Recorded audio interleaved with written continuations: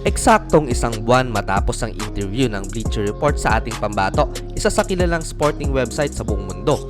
Inilabas na nila kasi ang kwento ng buhay ni Kai at ang pangarap niyang makapasok sa NBA. Pinag-usapan din nila dito ang routine ng practice ni Kai under Coach Jack Person, isa sa skills coach ni Kai Sotto na si Jeremiah Boswell, conditioning coach ng ating pambato mula sa P3 Sports Science at si Coach Rob Johnson na head coach naman ng TSF National. Napag-usapan din dito mga idol ang naging development ng ating kababayan simula nang magsimula ito mag-ensayo sa Atlanta, Georgia. Isang taon na ang nakakaraan. Tara't ating panoorin ang naging interview ng BR Hoop sa ating pambato. Pero bago ang lahat mga idol, kung bago ka sa ating channel, huwag kalimutang pindutin ang subscribe button at i-like ang video nating ito. To the NBA, and I just want to be the first one, and I just want to show everyone that we can also make it.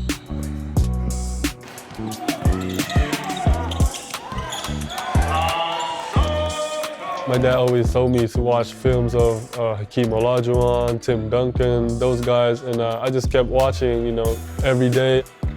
My dad was in the professional leagues in the Philippines, so, he just taught me almost everything he knows about the game. And we always started with footwork, how to make easy shots. You hear 7 foot, and sometimes that means 6'10", 6'11". He's legit 7'2", so it's just a breath of fresh air to work with somebody whose goals are so in reach, but also knows and is willing to put the work in that it's going to take to get there. Basketball is really a religion to the Philippines, and every time you go out of your house, you'll see a court here, court there. You just see everyone playing basketball, and that's just how we love the sport in our country. He's definitely like a type of basketball player that'll pass. Like he'll look for you. He's not a selfish player. The mentality in the States when you're a foreign player with hype and accolades coming in, people want to play against you. Everybody has their goals and everybody's trying to get on, so what better way to get recruited to a college than saying, hey, I had X amount of points and rebounds and blocks against Kai Sotto, and here's my film against him. I think he realizes that now, and he kind of brings it to his opponent instead of waiting for it to come to him. Yes, sir.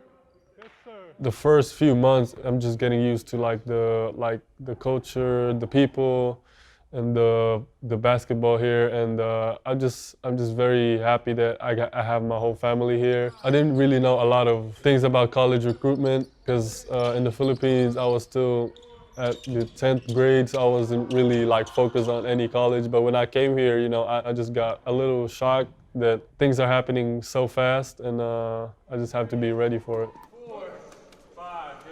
I see Kai as somebody with a world of potential, and the sky is really the limit, but also, there's a short time to get there and has to be deliberate in making those goals achievable. Two more shots. The training here in the States is different because they really focused, and my trainer really dedicated themselves to help me get better as a player.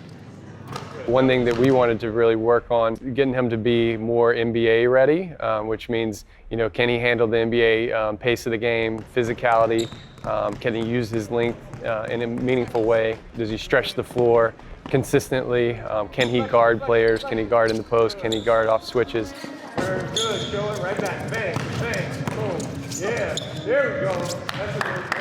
Coach Chuck Person, Coach Rob, Jeremiah, they've been helping me a lot, helping me prepare, and I just get my confidence from my workouts, from my practices. I think for him to become more physical, a lot of it's going to take some work at P3, which he's working at every day. They do a great job, kind of sports science and strength and conditioning to develop him off the court, which I think is really, really important. Here at P3, we assess our athletes so that we know what the needs are. So with Kai, I think from this point on, it's just a matter of continuing to develop his strength, develop that power. He's going to be playing and matching up against guys who are bigger than him, so making sure that he is able to match that intensity on the court, but also making sure that he stays healthy to be able to compete year-round. That was a moment in time for him at Basketball Without Borders where all 30 NBA teams are there. There's high-level kids that are his age that are there, and he's able to see, I didn't make the first team. I wasn't MVP. I wasn't on the first team all camp. And so what are the things I need to do to improve? And so now you're able to look at positive feedback from GMs, scouts. It was great. I had the opportunity to play against the best players all over the world and to be coached by great coaches.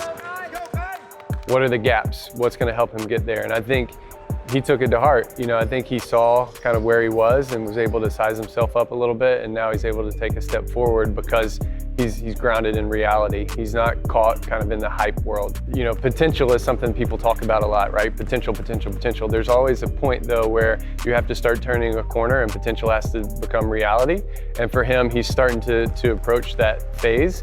And I think he understands that. And so as long as he continues to move forward and progress, he's got every opportunity in the world to be a good NBA player.